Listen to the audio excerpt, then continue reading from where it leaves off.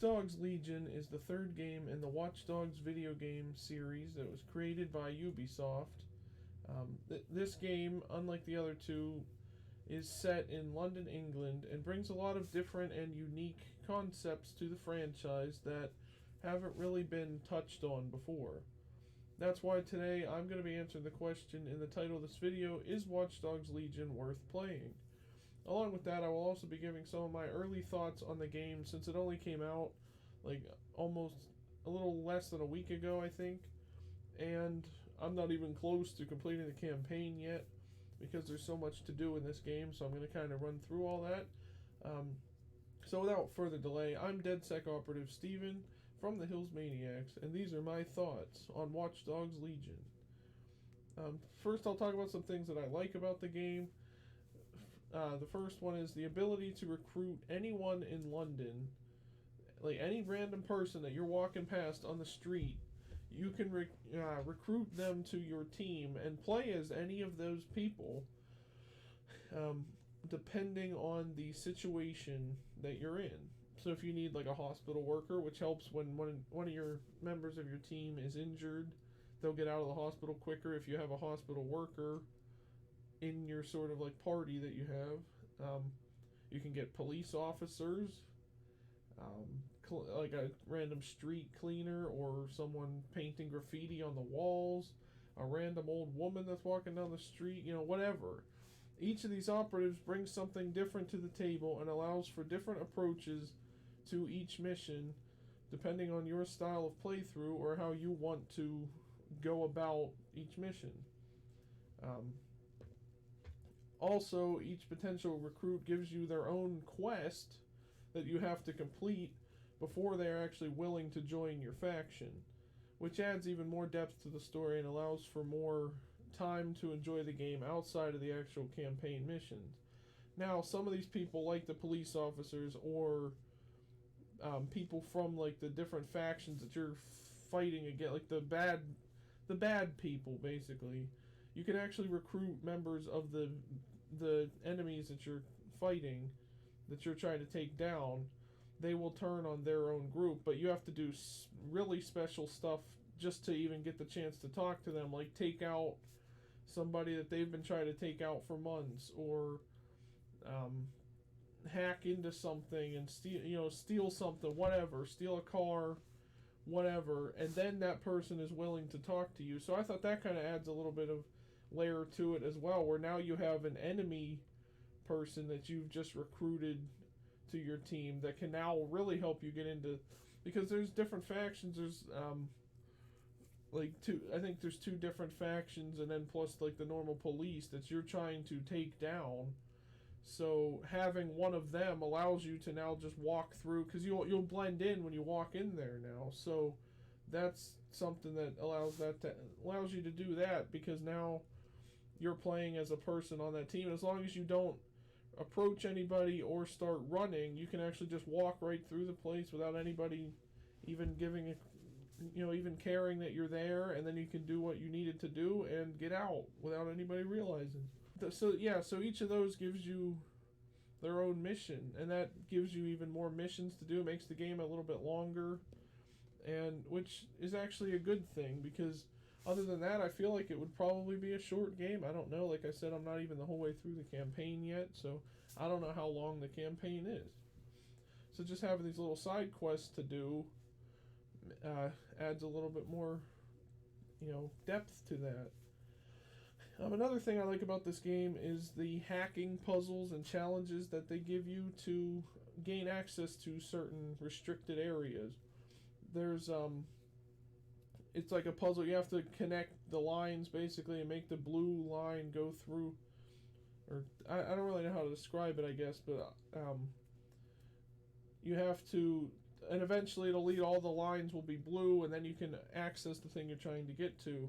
Sometimes they're challenging because there's a lot of things that you have to unlock first just to get the line to go through the whole thing.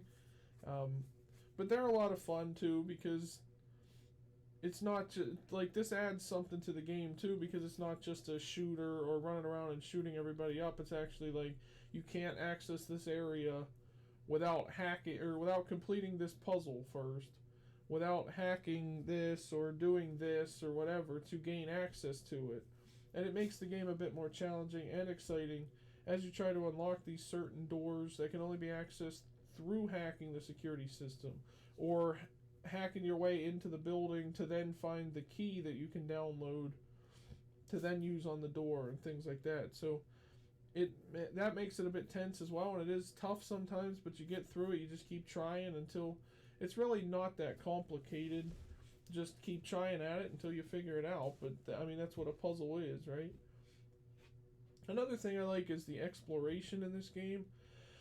It doesn't have nearly as big of a map as some of the games, like Red Dead Redemption 2 or Assassin's Creed Odyssey or anything like that. Those really huge maps that you can spend hours on just one part of the map. But there is still so much to do and see while walking down the alleys or driving down the streets of London. Like you can see all the people that you can hack and recruit, like I mentioned earlier. There's random events to try out. Like I think you can play like soccer or something, or there's like boxing leagues and stuff like that. There's clothing stores to shop at to get your characters new clothes, whatever you want to look like. Also, you can visit some iconic places from London in real life. Like there are some fictional places I think in here that are like overrun by the factions you're trying to take down. But there are some places, like Buckingham Palace is there, the Piccadilly Circus. I don't know much about like what else is there. I think Big Ben is there also.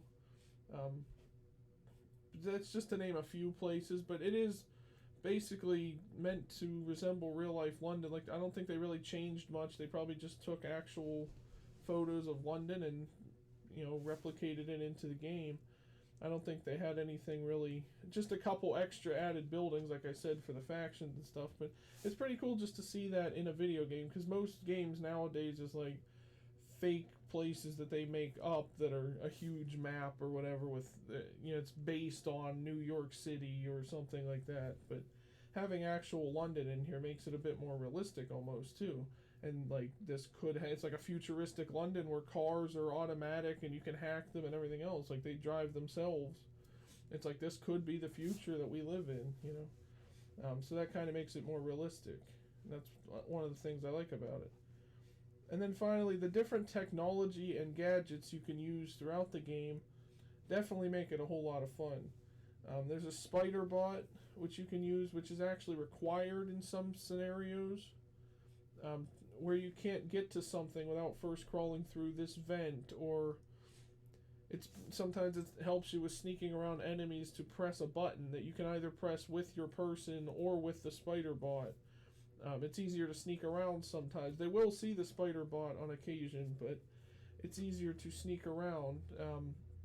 Then there are drones that you can either summon yourself, or if you have the right ability unlocked, you can hack an enemy drone and use it to gain access to unreachable areas, or even take out or distract some unaware enemies as well.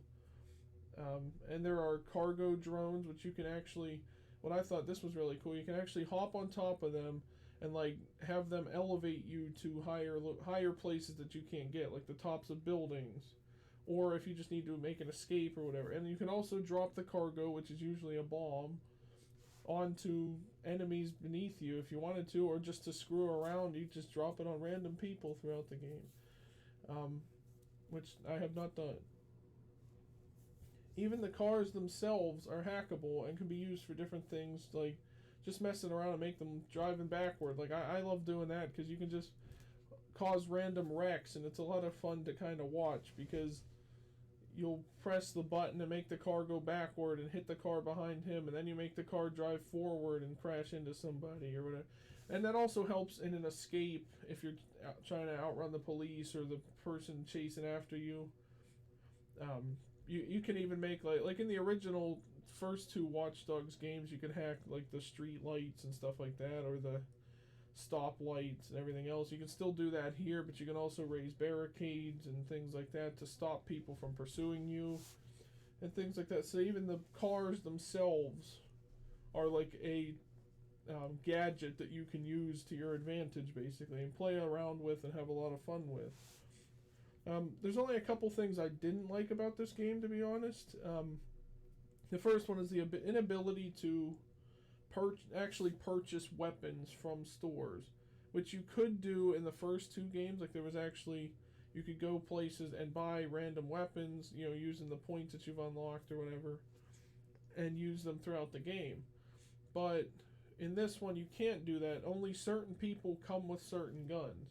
So if you recruit somebody that has a light machine gun, only that person can use the light machine gun. So if you want to use it, you got to play as that person, which kind of affects the scenario you're in. If I want to sneak into an enemy faction's base, but I want to use the light machine gun in case I get caught, then I can shoot my way out. But now I can't use the person that fits, like, that is part of that faction where I can just walk right through, like I mentioned earlier. You have to use the person that has, you know. And also, the inability also to not use like, not have any other characters use those weapons after you unlock them. And you're kind of forced to use that character in order to use that specific weapon, like I said. That's kind of one thing that I don't like. I'd rather be able to purchase random weapons throughout, or even unlock them in certain places. Like, I mean, I at least haven't seen anywhere. I might not be far enough in where now you can start buying guns. I don't know, but most of the guns I have are silenced pistols, or I have an LMG, and I just recently unlocked a person with like a assault rifle type thing. And also, there's just these shock rifles that take down the enemies enough. Like, it doesn't actually kill them, but I guess it's like a taser type thing. But that doesn't really help when you're being pursued by a bunch of drones and enemies that you got to take down. Now I don't have a light machine gun, so I kind of found some problems with that. Other than that, though, I can't really think of anything else I had a problem with really in this game. So, to answer the question, is Watch Dogs Legion worth playing? Yes, it is. If you're looking for a fun game to just mess around in without necessarily progressing through the campaign or the main story, then yeah, you should play this game. If you want a game where literally anyone you walk past could become a playable character, then yeah, you should play this game. I thought it was a whole lot of fun, and I honestly haven't been able to put it down. I've been playing it like every day this week since I got it. Like, unless I play it for a couple hours and then I'm tired and I take a break and then come back and play it again. But so thank you guys for watching. But before you go, here's a clip of an Easter egg I found that I realize now, like, other people have found this by now. Like, I saw someone else has video footage of it, but I thought it was pretty cool when I found it, so I'm going to throw that in here for you. And it references another game that was made by Ubisoft. See if you can guess which one. So enjoy, guys. Thank you, everybody, for watching.